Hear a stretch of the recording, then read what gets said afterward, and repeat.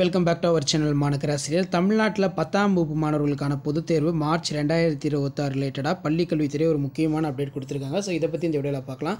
அது பார்க்குறதுக்கு முன்னாடி மாணக்கராசிரியர் யூடியூப் சேனல் சப்ஸ்கிரைப் பண்ணி கீழே இருக்கிற பெல் ஐக்கானை ப்ரெஸ் பண்ணி ஆளுவீங்க. ஸோ இந்த ஆண்டு 10 மற்றும் 12ஆம் வகுப்பு மாணவர்களுக்கு சட்டப்பேரவை தேர்தல் காரணமாக முன்கூட்டியே பொதுத் தேர்வுகள் நடத்துவதற்கு திட்டம் தமிழக அரசு அப்படிங்கிற மாதிரி ஊடகத்தலங்களில் செய்தி குறிப்பு வெளியானது. இப்போ இந்த கல்வியாண்டில் 10ஆம் வகுப்பு பொதுத் தேர்வு எழுதக்கூடிய மாணவர்களுடைய அந்த டேட்டா வந்து பார்த்திங்கன்னா பள்ளி கல்வித்துறை கேட்டிருக்காங்க.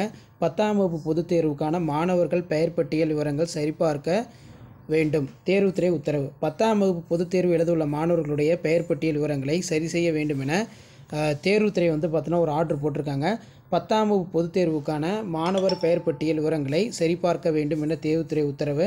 10ஆம் வகுப்பு பொதுத் தேர்வு எழுதவுள்ள மாணவர்களுடைய பெயர் பட்டியல் விவரங்கள் ஏதாவது கரெக்ஷன் இருந்தால் அதில் கரெக்ஷன் பார்க்க சொல்லியிருக்காங்க.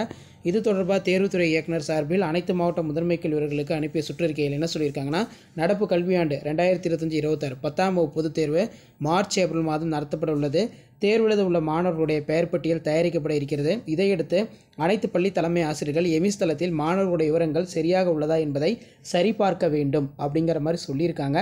என்னென்ன டேட்டான்னு பார்த்தீங்கன்னா, ஸ்டூடெண்ட்டோட name, date of birth, photo, பேரண்ட்டோட நேமு, அட்ரஸ்ஸு, இது எல்லாமே வந்து சரியாக இருக்கா, அப்படி ஏதாவது கரெக்ஷன் இருக்குது அப்படின்னா அது 6ஆம் தேதியிலிருந்து அக்டோபர் 6ஆம் தேதியிலிருந்து 23ஆம் தேதி வரை அவற்றை மேற்கொள்ள வேண்டும் என்று மாணவருடைய பெயர் பிறப்பு சான்றிதழில் உள்ளவாறு இருக்க வேண்டும். அரசிதழ் பெயர் மாற்றம் செய்தவர்களுக்கு மட்டுமே அதன் நகவலை பெற்று அடிப்படையில் பெயர் மாற்றம் செய்து தரப்படும்.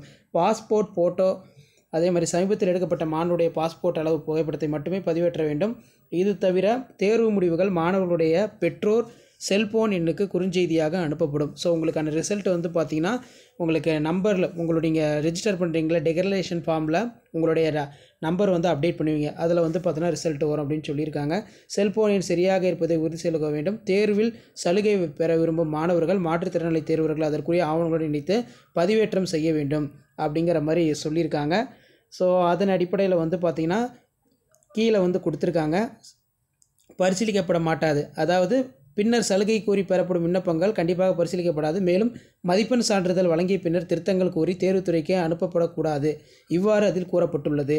So public examination 10th students எழுதுறதுக்கான அந்த நாமினல் ரோல் ப்ராசஸ் வந்து ஸ்டார்ட் பண்ணிட்டாங்க.